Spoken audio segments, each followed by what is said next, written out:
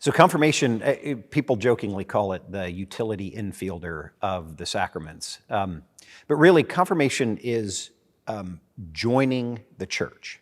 And not in the sense of joining your local parish, although a lot of our churches sort of, again, it's a utility infielder. They have it play both of those roles.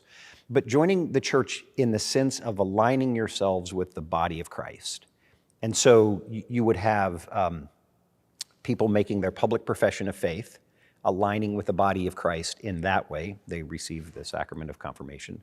But also folks from other traditions who decide that Anglicanism is the particular member of that body of Christ, to borrow Paul's language, that they are aligned with. So confirmation is that public testimony of joining the body of Christ through the laying on of hands. That's the outward and visible sign of the inward and spiritual connection between the person and the body of Christ.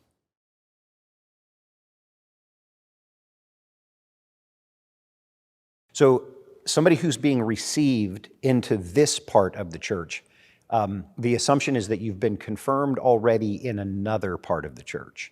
And so reception is simply saying, we recognize your confirmation in that part of the church, maybe Eastern Orthodox, Roman Catholic, Lutheran, Presbyterian, traditions that have some version of confirmation. We recognize that confirmation and we receive that now into our church.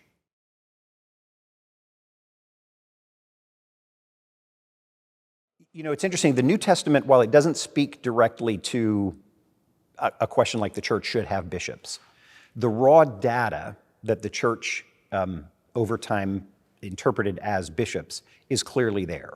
So Peter, when he writes his epistles, addresses his epistles to Pontus, Galatia, Cappadocia, Asia, Bithynia, he saw himself as having apostolic authority in a wide range of places. John, particularly, I think John is the most clear picture.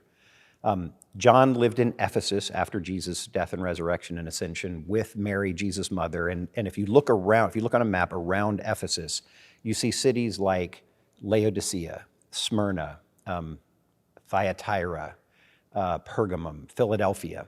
All those churches to which he addressed the revelation of John, because he's pastoring those churches as the overseer. So the raw data for bishops is there. But as my church history professor used to say, there's a lot about the first few centuries of the church that we don't know. But what we do know is that when the plane, which is the church, emerged from the cloud bank of those first few centuries, there was a bishop in the cockpit. And so the church has understood the bishop as the pastor of all of the churches in an area where those churches have pastors. So sort of the pastor to the pastors.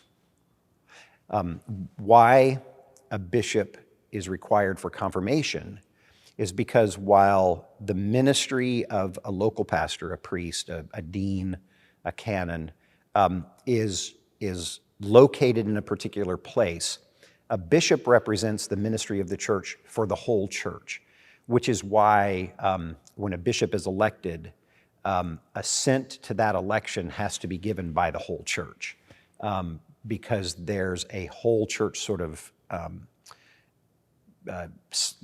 aspect of the office. So you come forward for confirmation, and you're aligning yourself to not just your local church, but the whole church. So the bishop is the symbol of that makes the most sense.